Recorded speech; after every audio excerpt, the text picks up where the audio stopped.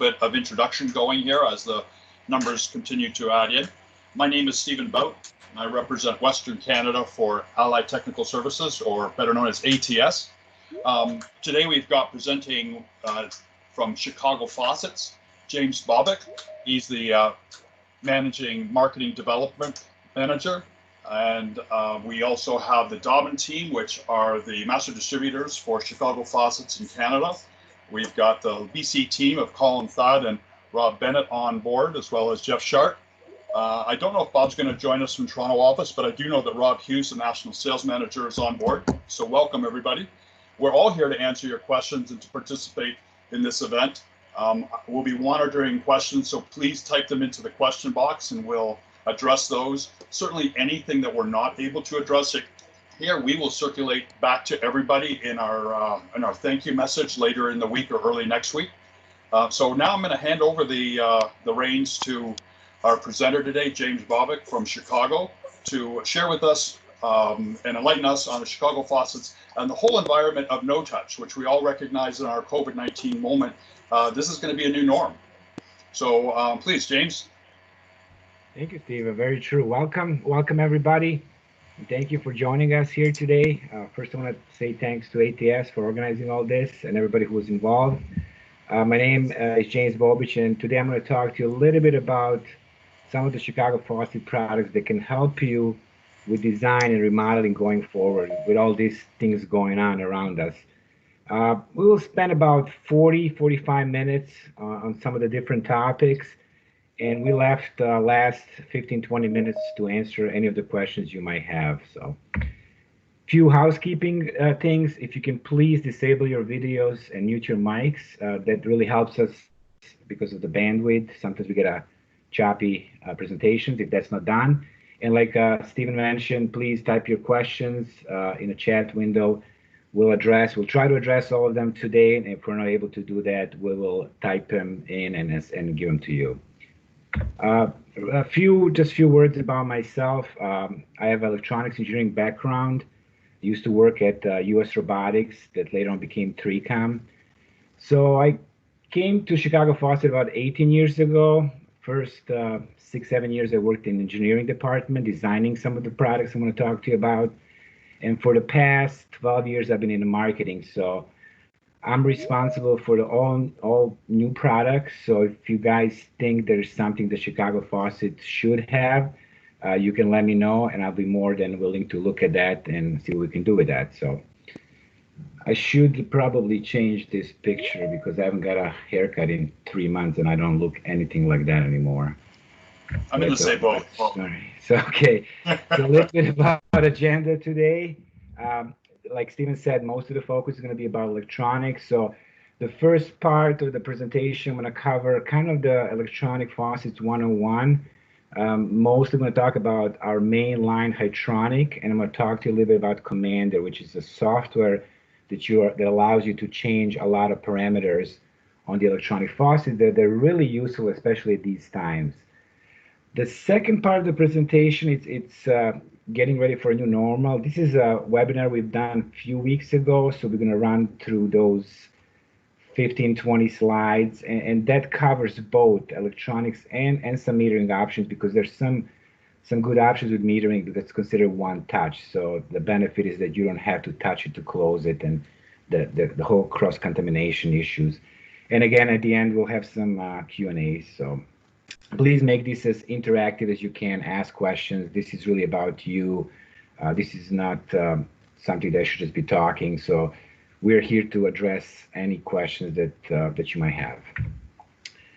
But before I dig into electronic faucets, the question that we have to ask ourselves, what is wrong with electronic faucets? So I mean, they're not everywhere. They have a lot of presence, and I spent a couple of years in the field talking to people, try to understand, what are the problems. So I compiled a list of top 4 issues here, and issue number 1 is water won't come on. And I think most of us used electronic faucets in the past, and I'm pretty sure everybody had the same experience when you're in a public restroom, you're trying to use the faucet and it doesn't work. You move to the sink next, somebody comes in to the faucet you're at, and it works for them.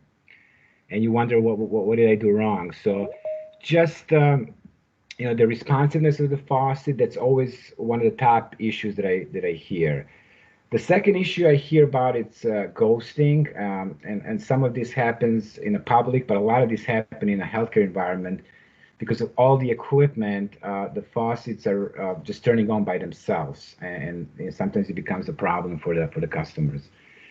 Depends who you talk to. If you talk to a facility guys, one of the biggest concern for them was the battery didn't last too long. And these days, with electronic soap dispensers and faucets and urinals and flush hoods, there's a lot of battery changes that they need to do. So they always ask us to design a faucet where the batteries would last longer.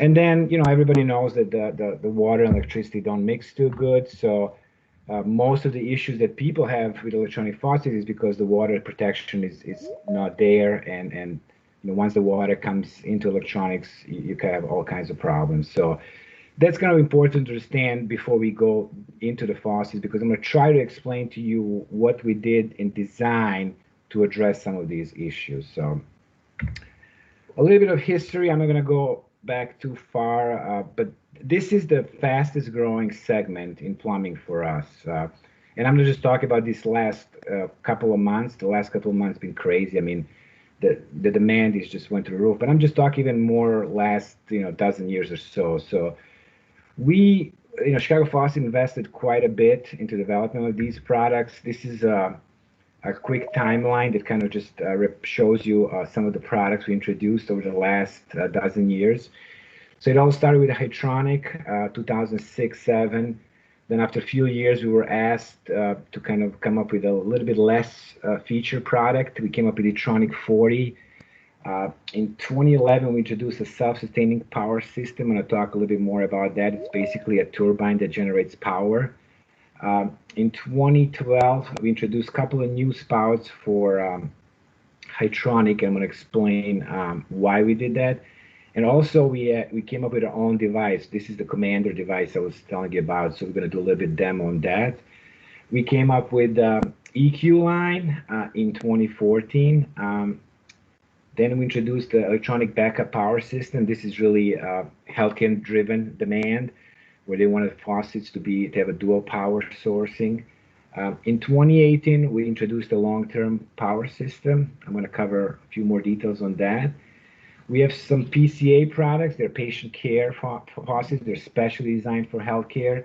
And then last year, 2019, was a pretty busy year for us. So we introduced 3 new lines: the Tronic 80, Alpina, and ELR. So really quickly, this is the overview of all these lines and some of the main differences. And that second portion, kind of the new normal, we're going to touch up on all of these a little bit deeper. But really briefly, Hydronic, it's all above deck line, meaning that the solenoid, the module, the battery is all above deck, so you don't need to do anything underneath as far as installation other than connect the faucet to the stops. We have 6 different styles, Commander compatible. It's heavily tested. I mentioned the 40 was just a more economic line. It's also above deck, but it's zinc die cast. It's not cast brass. And EQ, we went below deck, and we'll try to explain why this happened. We have 2 different styles, and this is, Chicago Faucet, we're really not known for finishes. I always say we have 3 finishes: chrome, chrome, and chrome. But this one, actually, we have a brush nickel. So that's one of the few lines, actually the only line now that we have with different finish. Commercial market we're playing here, it's mostly chrome. The 80 was introduced last year, and the cool thing about that product is that in the U.S. there's a requirement that's driven. It's called ASSC 1070, which is basically a thermostatic protection. So this product, instead of you don't need to have accessory underneath the mixer and then a faucet. This faucet integrates both of those together, and this is something we also have on an EQ line, but it's in the box. But this is the first. For us, the first one we were able to integrate all of this above deck. The ELR is a ligature-resistant faucet. That's, of course, a healthcare application. But what we found out ever since we released this product, that we have a lot of calls for heavy-duty applications. This is a very robust product. It's heavy duty cast brass, so a lot of the middle schools, they have some tough customers in those kids, and they wanted more protection of faucets. So this is one of the options that we designed it for ligature resistance, but it's kind of spreading into different applications. And then Alpina line, it's the line really for architect solutions. So this is high-end restrooms. It's not a inexpensive solution, but it's all about looks and design. So this is really briefly the 6 categories that we offer as of today, and we're gonna dig deeper into the main topic for today. One of the main topics, which is hydronics. So I've been doing this, like I said, almost 18 years, and there haven't been a faucet that I didn't take apart to analyze. And I gotta tell you, this is really hands down the best electronic faucets you can find. I'll explain to you a little bit more how we went about this whole design process and what are some of the differences between this product and some of the competitive products out there. So the first thing we did is we talked to different groups, wholesalers, engineers, architects, plumbers, facility personnel, and we were trying to understand what it would take to design a perfect faucet. So this is kind of a summary of the request. So, people are people, right? They want everything. So ease of installation is definitely something that comes from the installer perspective. They don't want to have to spend time on that. Performance is something that it's probably the most common. People just want it to work when they want it to, how it's supposed to work. The water protection, durability, serviceability, simplicity, being able to adjust faucets easily. These are the top things we were told to do in order to come up with the best faucet. So I will kind of take next 10 minutes and just kind of explain to you a little bit how we went about this. So as far as the styles, there are 6 different styles. Initially, when we introduced the product, we started with traditional and contemporary, and we have a goosenecks. We have both wall mount and deck mount, and then we have a less spout options. The reason why we offer less spout options is that you can put on these type of things, if you have a unique application and the sink is different, and the spout that we ship in a gooseneck, it's a GN2, which is like, I think, 5 inches. If you have a particular application that you want to have a long spout that's maybe 10 inches, you can buy this less spout option, put the spout you want, and then make the adjustment with the electronics so it makes sense that it works properly. If you don't make the adjustment, the faucet's gonna turn on at the point where you don't want it to turn on. So by having this commander capability, we're able to kind of give you guys more flexibility in addressing some of the unique and different applications.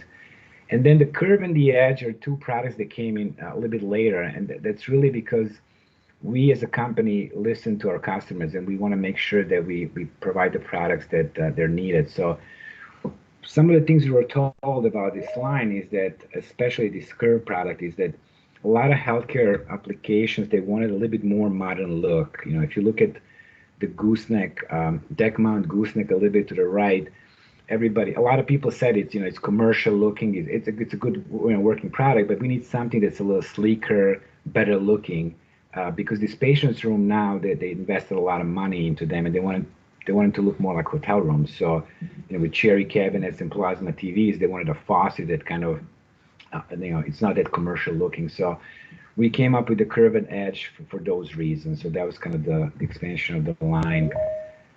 As far as installation, that was one of the first things we were told, just make sure it's easy to install. We've done quite a bit of research on that, and I think we figured out the best way to install the faucet. I call this kind of plug and play. So the idea was to pre-assemble everything in the factory, including the battery, and then install the hoses as well.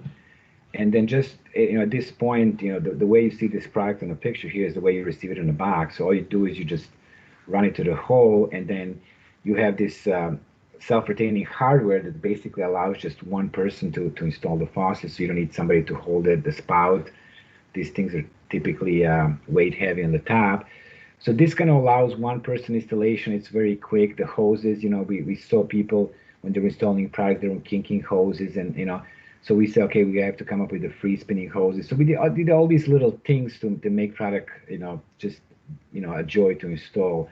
We've done a lot of competitions, and typically, we had everybody we gave this product to can install it in less than 3 minutes. So very very easy to install overall. As far as the durability, you know, Chicago Faucet, this is one of the things we really care about. So with a long history, we have a cast brass foundry, so we do our own casting. So other than a casting, everything in here, we try to protect the product as much as possible. So the VR outlets are the outlets you need a special key in order to remove them. It's a metal shank, cast brass spout. And then for the 4 and 8 inch installations, we provide a cover plate that has a pin that matches with the well body. So once you lock those two pieces in, there's absolutely no way to spin or turn that faucet or make any kind of damage. So this is really, really a durable product, true commercial product.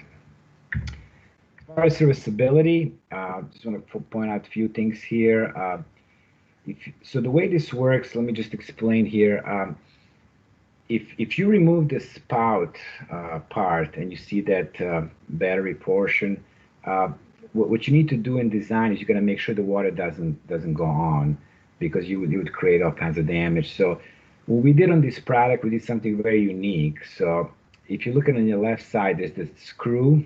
Let me see if I can point that out. Laser, we'll do this. So this is the screw that goes in here into valve body, and attached. This faucet is being attached to this body with this screw. So what we did here is that we put this Hall sensor. This is this piece at the end here, that once this screw is engaged here, the faucet works properly. And what I mean is that when you put your hands on, this module recognizes your hands, send the pulse to a solenoid, it opens up and the water comes on. So what we did here is, once you remove this screw, this Hall sensor that needs to touch this in order for it to work properly, once the magnet is gone, the faucet stops working, and then you can remove the spout.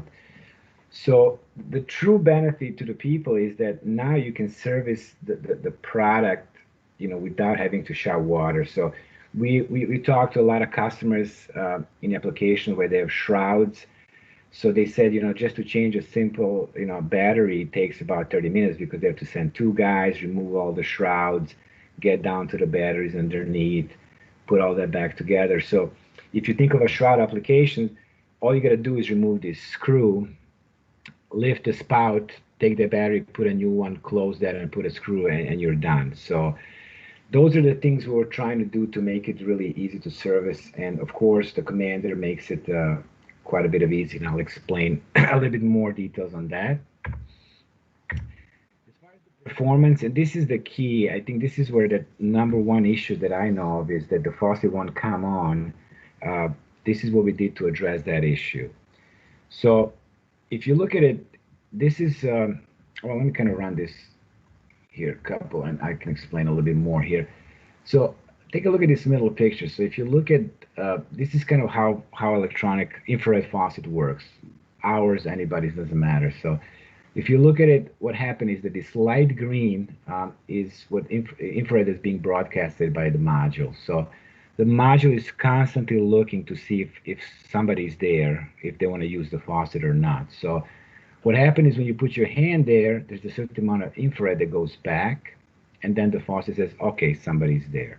So that's pretty much how the faucet works. So going back to this first diagram, what most of the faucet manufacturers do is they have a single beam that typically goes straight, and they scan for your hand, once a second in order to conserve the batteries. So, you really need to be, if you have experience with electronic faucets using them, that sometimes you have to be at the really right spot in order for them to come on. And, there's a different model, you have to find that. But in order to avoid that, what we did is we introduced this dual beam. So we have a beam that looks at plus 10 degrees, and we have a beam that looks at negative 30. So we create this much bigger area, so the chance of you being detected, it's a much higher. And then also what we're doing is we're scanning 4 hertz or 6 hertz is just a fancy way of saying 4 times a second or 6 times a second. So we're looking every quarter second up, down, up, down. And this is really, the fastest faucet you can have. So, and the reason why it shows here DC 6 times, because once we detect that somebody's using it, we increase the frequency because we think that most likely they'll go get the soap, so we want to detect them even faster when they come back. So that is really kind of the key of addressing that number one issue that people have is, this faucet just doesn't see me, and it's just frustrating. So I just want to spend a couple of seconds explaining this static and dynamic mode. I think this is also very important and eliminates a lot of the issues, especially that ghosting issue I mentioned. So the faucet, I explained how it works in a static mode. So it just, you put your hand there, the amount of infrared goes back in a higher level, and the faucet says, okay, somebody's there. But what happens, in installations is that sometimes you have all these interferences, like for example, like lights. Lights could cause infrared levels to go up, and then the faucet might come on by itself. So in order to eliminate this, we figure out a way how to do that, and it's very simple. Is once we detect that something goofy is going on, we switch the faucet from a static mode to dynamic mode, and basically all it means is that we're not measuring anymore for infrared. We're just looking for a motion, just like all of those motion detectors you can buy. Most of the people have the lights on the garage that when somebody walks by and turns it on. So it's the same principle. So I don't want to go too deep into technical stuff here, but these are the couple of points that I wanted to just highlight so you understand that not all faucets are created equally, and we really know kind of what we're doing here because we're involved in every step of these electronic faucets. So that's that part, and a couple other points on optimization of the we have very low current draw in 19 microamps. It's just a way for us to be able to get 4 or 5 years out of a battery. Of course, the battery life depends on the usage. That's together, but we're able on average in most of our lines to get between 4 or 5 years just with the regular battery power. I'm also going to mention some of the long-term power system we have that we can get up to 30 years. So. And then we do quite a bit of testing. We do tests that are required by code and standards, but we also do the tests. They're not a part of that because we just want to make sure that the faucet works in all the conditions. As far as the water protection, that was brought to us. A big people who work with the faucet, they realize that that's the biggest problem you can have is getting water and electronics. So the key for us was to design to fit everything into this little module, and then be able to come up with a good way to seal all the electronics. So it's a one-piece injection molding housing that everything is stored in there, and then we hermetically seal that with a specialized potting. And there's really a science how this is getting done. The company who's doing this for us, they're amazing in that. And really at the end of the day allow us to one of the trade shows we did allow us to put faucet into submerge it in the water and show people that we can overcome this issue because this module is unbelievable. As far as the simplicity, this is something that helps a lot of the facility people who live with the product. Typically if you look at all these different lines, you can have some of these faucets on the left, they're in the public restrooms, but they could have a different line in the kitchen, goosenecks, and sometimes people use different faucet, even if it could be a same brand, there are different lines that require different spare parts. The nice thing about Hydronic line is that all these spouts they fit on the same base. So no matter if you have this gooseneck wall mount in a kitchen area or you're addressing a edge in an executive restroom, the solenoid, the module, and the battery are exactly the same. So that really simplified the life of people who live with the product. Our options, everybody I'm pretty sure is familiar with AC and a DC. AC just meaning transformer powered. It could be either plug-in or hardwire. And the DC is a standard battery. But we invested a little bit in different technologies. EBPS is electronic backup power system. LTPS is long-term power system. and SSPS is a self-sustaining power system. So I'm going to cover those really quickly in the next couple of slides. These are the three, these are all hydronics with these three different technologies. So the SSPS is basically, like I mentioned, it's a turbine that creates power. We've done a little bit different. There's some uh, manufacturers who have similar technologies. They use turbine, but the difference is they store the charge that's being created in a turbine, a capacitor. And there's some, good and bad things about it. The good thing is that it's a much more economical design, but you can only store a certain amount of uses, and then you need to use the power from a backup battery. Uh, we talked to a lot of people. They say, we have stadiums, we have events that don't happen that frequent, and we needed a different type of solution. So we came up with this monocharge battery. So basically, what we're doing is that the energy that's being created by this turbine, as the water flows through it, we're able to store it in the same battery that the customer is taking from. So the battery, when it's fully charged, it's 4 years. I'm sorry, and then the more you use it, the better. Basically, that's the whole concept behind this self-sustaining system. So that's a really good way for a lot of the high usage areas. And we've seen a lot of airports that use these type of technology. They like it. Most of the time they go AC, but if they can, they use this.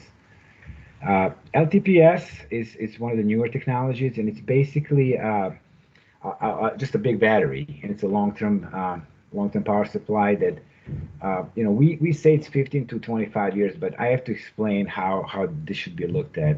When somebody tells you the battery lasts 10, 20, 30 years, the question is at what usage. That's really the key parameter here. So this slide will help us understand this a little bit better. So if you look at it on the graph on the bottom, we have the number of uses per day, and then on this axis we have the life of a battery. So typically, what we see in the commercial areas, and of course depends on how many sinks they have in their restrooms and how many employees or how many customers are with it. But typically, we're saying 200 to 300 is like medium use, and then you can get up to 500. And that's a little bit more heavy traffic, but this gives you a pretty good indication. If you have 200 uses a day, that you can get about, I would say this is about 22 years here. And then if you have 500 uses a day, you can still get a 15 years out of this battery. So it's a really nice solution.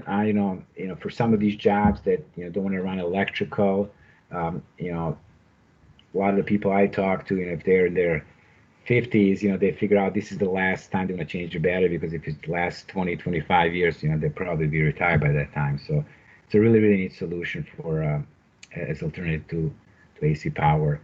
This is another representation of the time and usage. So yeah, if you do get, ultra low usage, 25 uses per day, some kind of a application where the number is not that great, then you could get up to 30 years. But like I said, typically what you guys should expect in a commercial setting, it's somewhere around 200-300. So, and we're able to know this because we're able to scan faucets, and we know exactly how many times they've been used on this product.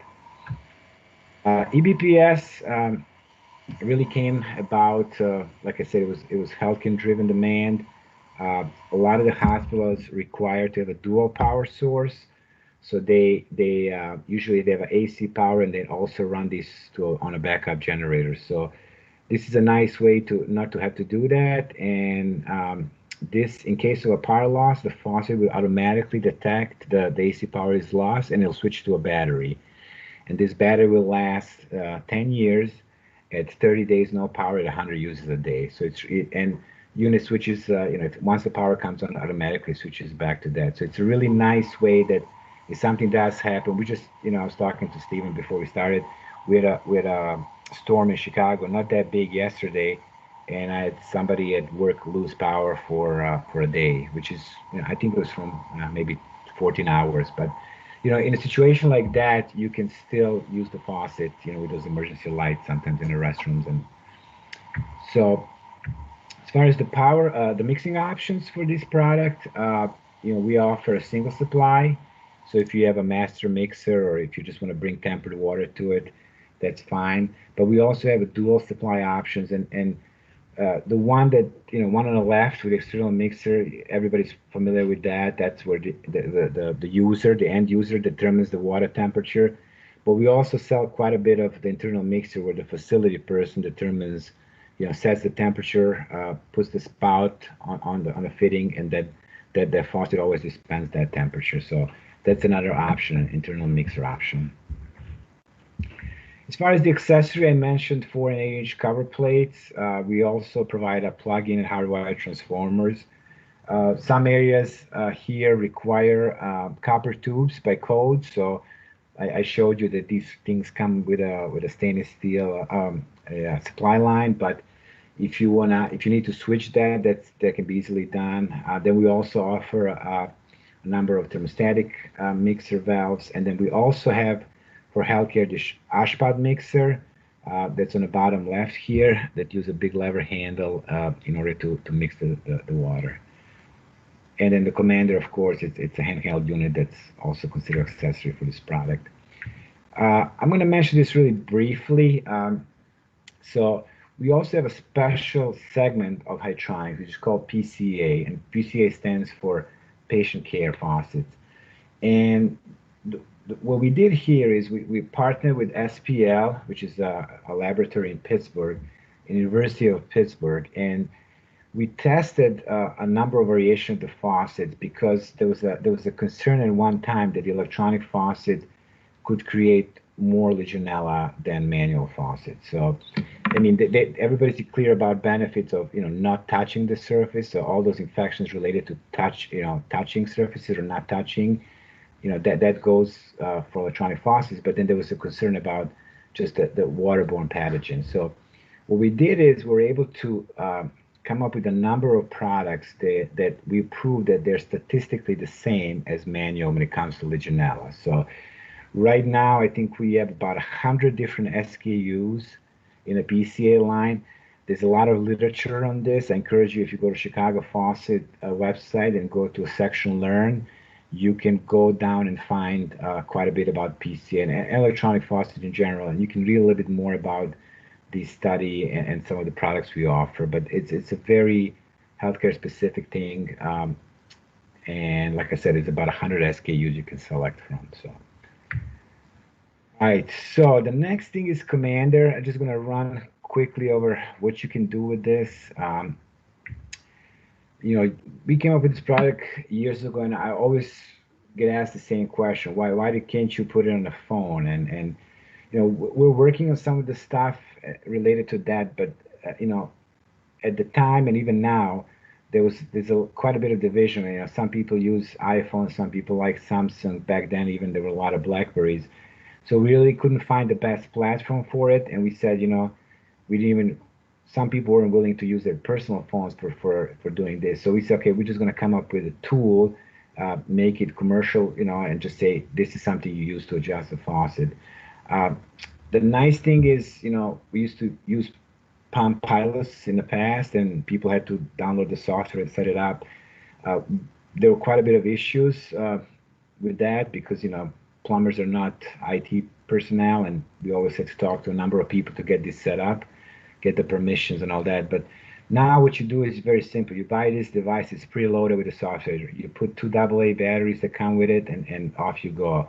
You're able to scan the faucet, you're able to adjust the faucet, you're able to troubleshoot the faucet. So that's really kind of a simple way now to deal with this.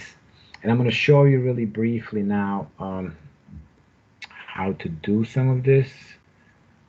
Okay, let's see. Here's a demo.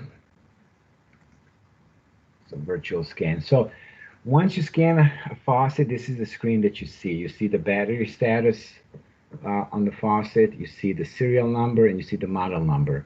The location, it's not assigned yet because that's something we don't know.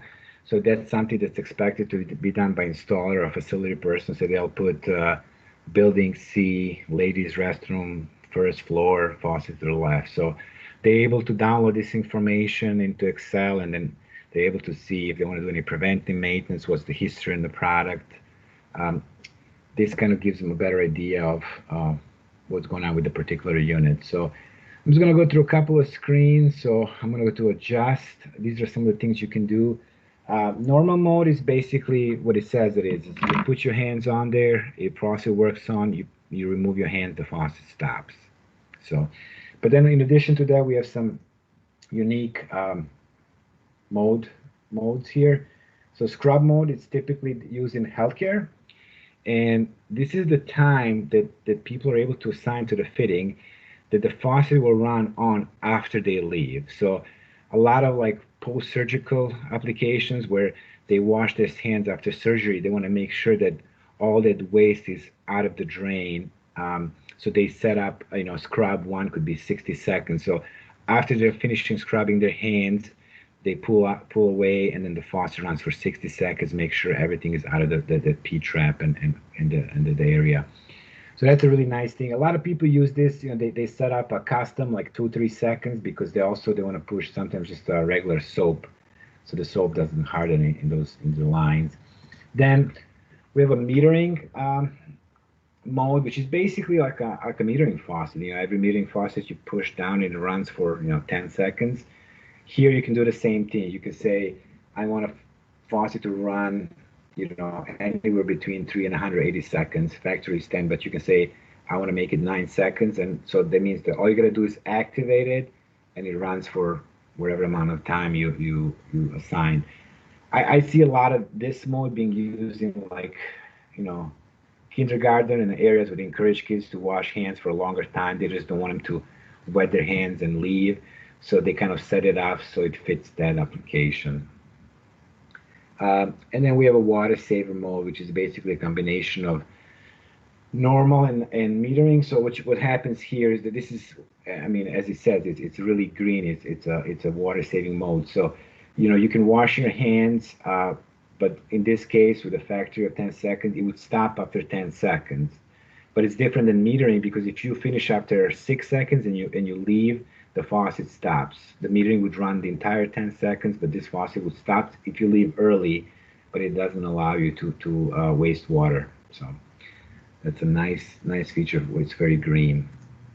I also want to show you some of the adjustments you can do with the sensor itself. So for different spouts and different applications, you can customize these range. You can say, I want the faucet, if you put a long spout, like I was mentioning, you can do maximum 11 inches. You can also add a couple inches here.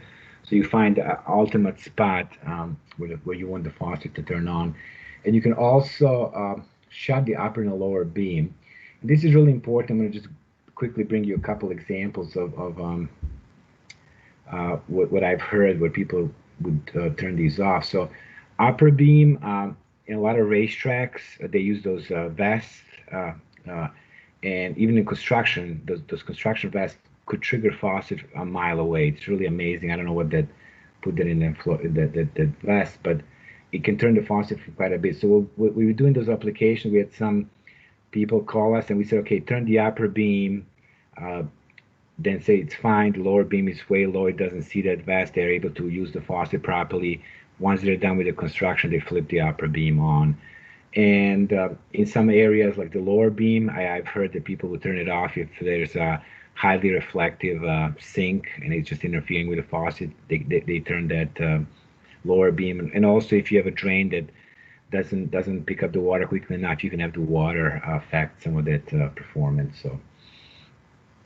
So that's shortly. There's quite a bit about this, but I just wanted to give you a visual of how this looks and then again, you can go to history and you can look at a particular item like this faucet. We looked at, you can say how many uses. So this faucet was installed about 420, so a year and a change.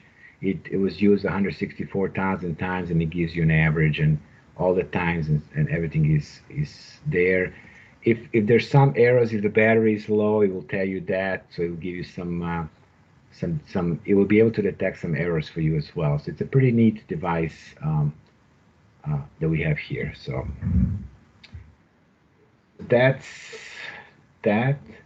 Steven, I don't know if I can run through this second portion. It's going to take about 15 minutes, and then we can take all the questions. Yeah, that's fine. We can go to questions to the end, or we could do a couple now. Your call. It's up to you. I mean, like I said, this shouldn't take long. So if you just wanna, I'll be ready. So when we finish this, we'll address those questions. That's great. All right, perfect. So I will turn it over to, like I said, this was done a couple of weeks ago, and you're gonna hear the voice of Mr. Peter Christopherson, who is our. If you go to YouTube or our website, he does all the voice and videos for all our products. So here we go. New normal. First, let me give you a little information about who we are. Chicago Faucets is widely regarded as the leading manufacturer of the best commercial faucets you can buy. We're coming up on our 120-year anniversary, so you can imagine we've seen a lot of changes in the world throughout our history. We offer at least 10,000 standard, ready-to-order items, but because our parts are almost universally interchangeable, we calculate it's possible to create over 10 million combinations. Our quick shipment program and centrally located manufacturing and distribution mean we can get you the fittings you need when you need them, often as quickly as the very next day. We take great pride in our responsible use of resources, including an extensive metals recycling program. That's a big deal in an industry like ours where the quantity of waste produced in manufacturing can be huge, and customers consistently give us high marks for product and service satisfaction. I think we'll all look back on 2020 as a year when lots of things changed forever, including our social interaction. It'll be interesting to see how we change our habits and the new ways we interact with things we took largely for granted, even things as mundane as restroom faucets.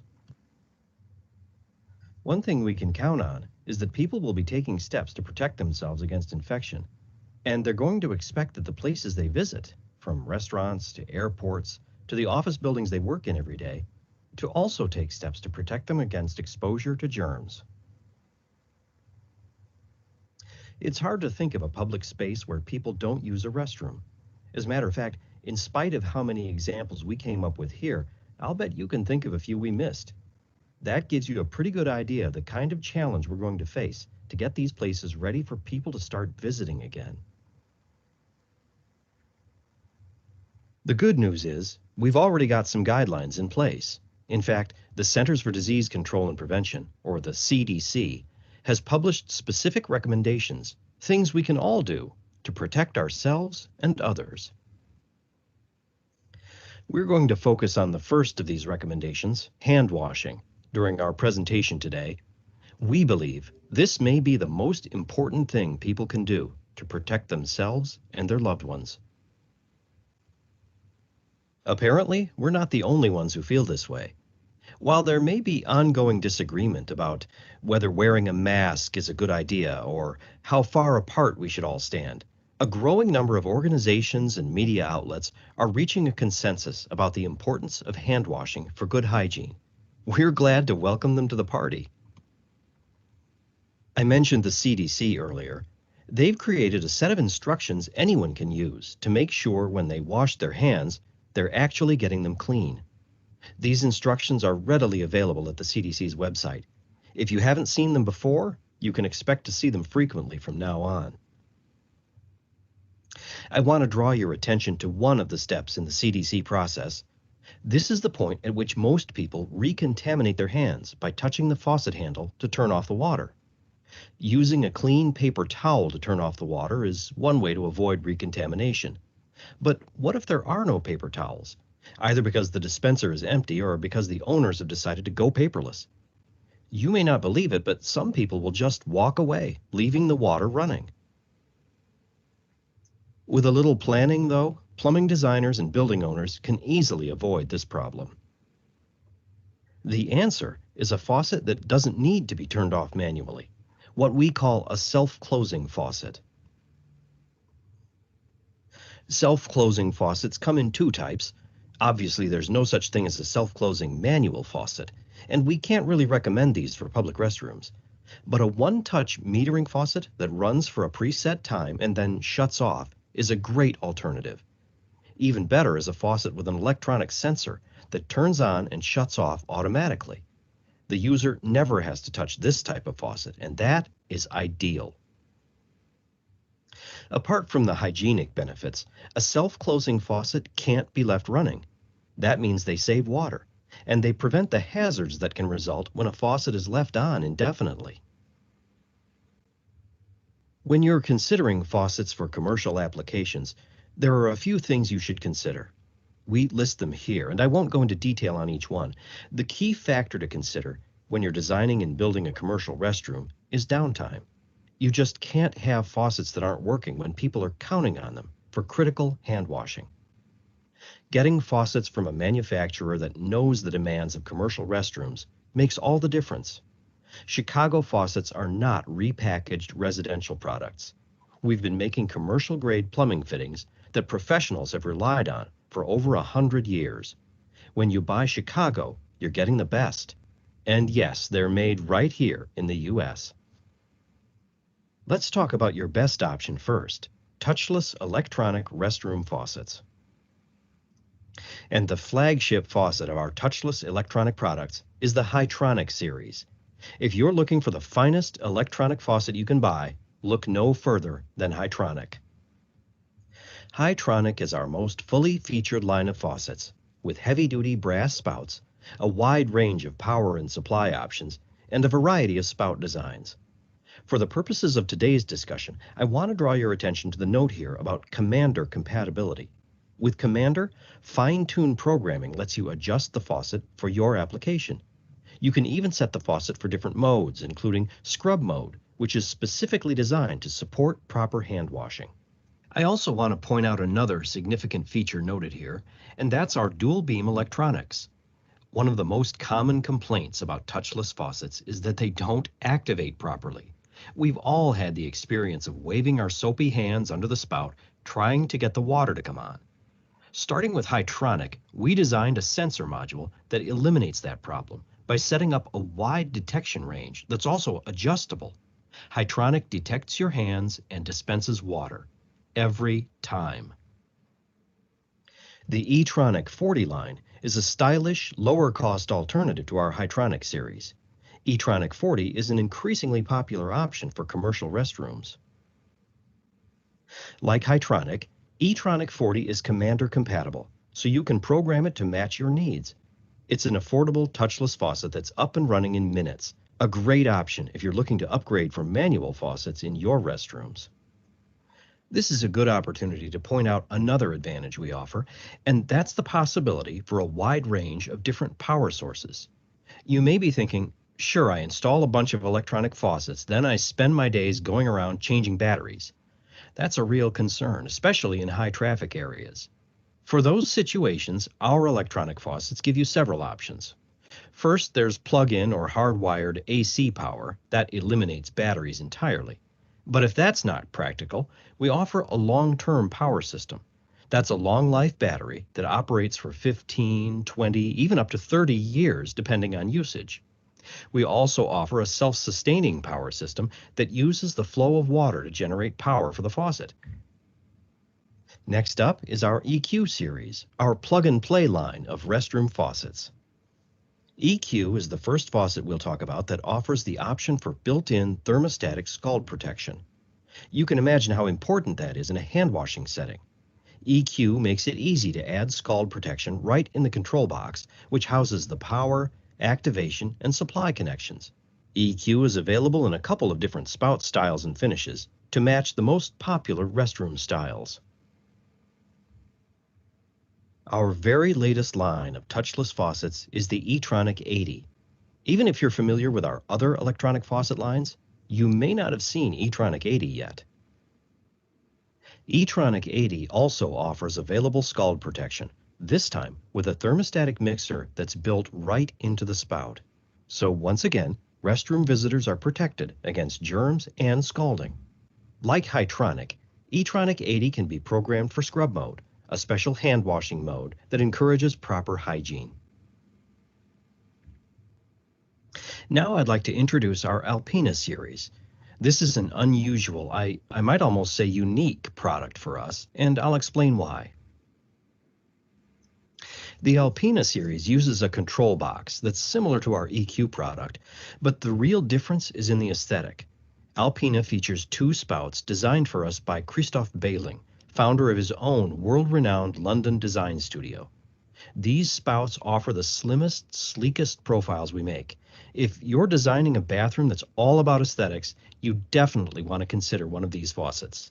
And of course, they're robust and easy to maintain, just like all Chicago faucets. Finally, let me take a minute to tell you about our ELR series.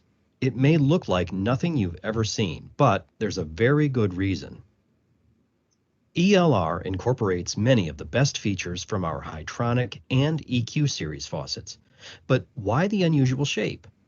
ELR is designed for extreme vandal resistance, including ligature resistance, which is a fancy way of saying there's no way to wrap something around the faucet and yank it out of the deck.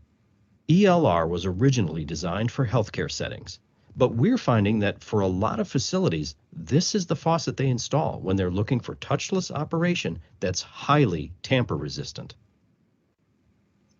So that's a quick overview of our touchless restroom faucets. As you can see, we've got an option for just about any setting you can imagine, including restrooms in healthcare settings, restaurants, office buildings, and public spaces.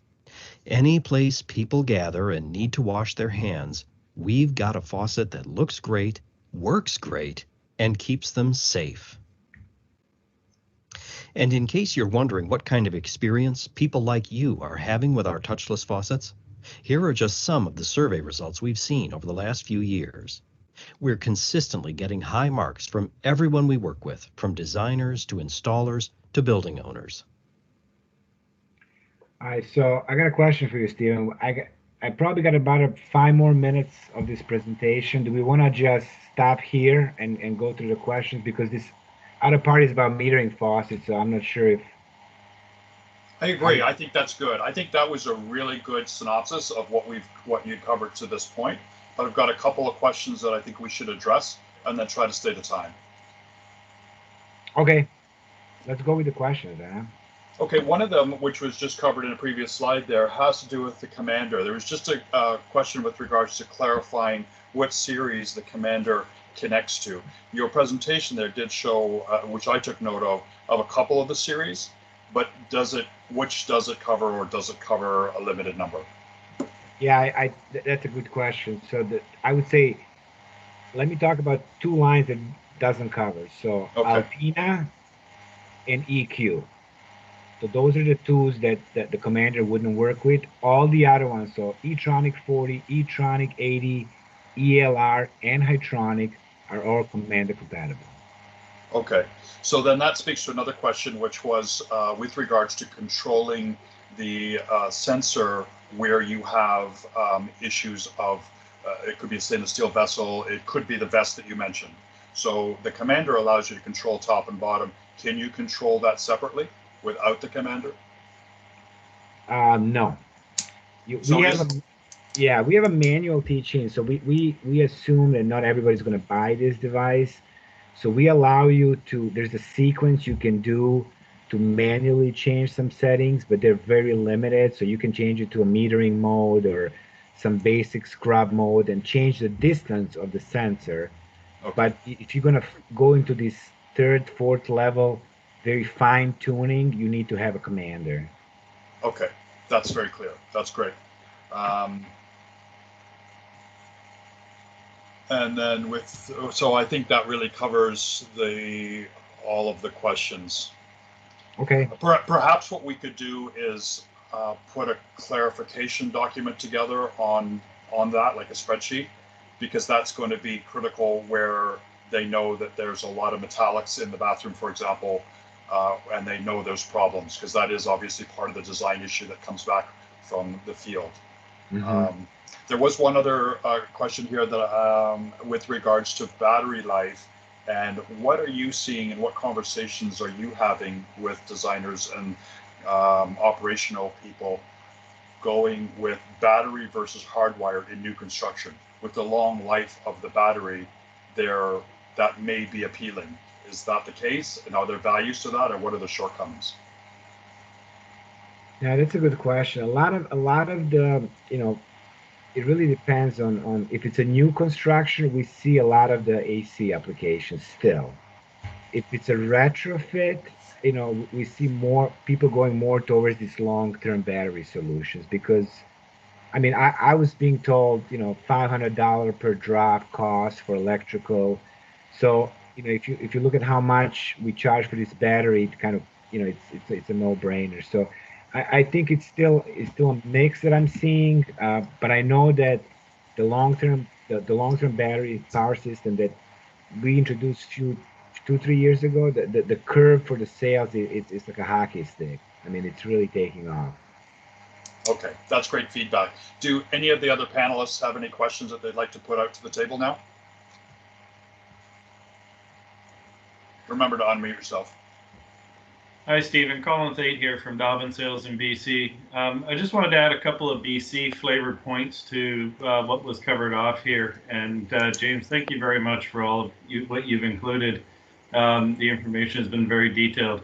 In regards to BC, a lot of the Hytronic product is being observed in around the healthcare BC market at this time. Some of you may be aware or possibly not aware that Fraser Health was challenged with a task from BC Healthcare to come up with some new standards in around hand hygiene. Without getting into too much detail, one of the products that has really led and risen to the top of the list in those studies has been the Hytronic one. And a lot of that was for all the features that James covered off, with the adjustability using the Commander and the various components from sealed units and the 1070 certifications. So something to consider when you're looking at your various different design applications. One of the bigger takeaways from this is that it's the vast of the offering. In British Columbia, Chicago is linked well to healthcare, but there's a significant offering now that takes us outside of healthcare that can address some of the new code issues that we've all been asked to look at. One of the new code issues came out of the city of Vancouver that has been implemented this January, and that was that public lavatories in facilities need to either be metering and or sensor controlled. So you can see how a lot of this product would help you address those restrictions as well. So again, just a couple of small little tidbits in regards to the BC market and how it sort of sits within that. Even though Fraser Health was the targeted group to do the research, other districts such as Island, Interior, Northern, and Coastal have all jumped on board to support those researches. So thank you very much again, and I just wanted to add that into the mix. Thank you. Not a problem. And those are some great comments. And the one thing I was going to say is that, our core markets are definitely healthcare and education. But if you look at some of the portfolio with electronics, we're trying to kind of go into some adjacent markets. So the EQ line, allow us to go more after public areas. So like I said, the big thing here is that the integration of 1070, the scalding protection. So, I think it's always easier for a company who creates a product for probably the most demanding segment to vary into different segments. And that's why we came up with some of these lines like EQ and 80 to give you guys a little bit more flavors. So if you're doing some applications outside the healthcare, you could still have a product from Chicago. I have a question for you, James. Is it true that putting a thermostatic mixing valve into a spout is a bit cumbersome, and therefore the spout design has to be quite thick to house that thermostatic mixing valve? Or do you foresee a future in which Chicago may be able to make a more slim design with a smaller TMV or thermostatic mixing device? Oh, Rob, that's a good question. I think, if you look at the 80, and that's the one we were able to integrate it, it's not that bulky, but I think that's as small as you're going to have. I mean, there's a wax motor that takes some of the real estate, but you also need to have a chamber where the hot and water mix. I'm not sure how much advancements we will see in that area in minimizing those components. Perfect. That's great, everybody. James, very detailed presentation, great overview of what Chicago is bringing to the marketplace currently, and the concepts of where things are going. If any questions come off of the table after this, please shoot them to whoever you know on the panel, and we will certainly answer any questions and address any design criteria we can. So at this point, I think we're concluding. Any last comments from anybody before I do? James, thank you for setting this time aside and being a part of this. Great presentation again, and we'll look forward to doing more with you. Thank you for everybody. Have a great afternoon. Thank you. Anytime. Thanks, James. Talk to you. Thanks, Rob. Bye, guys. Thank you. Bye.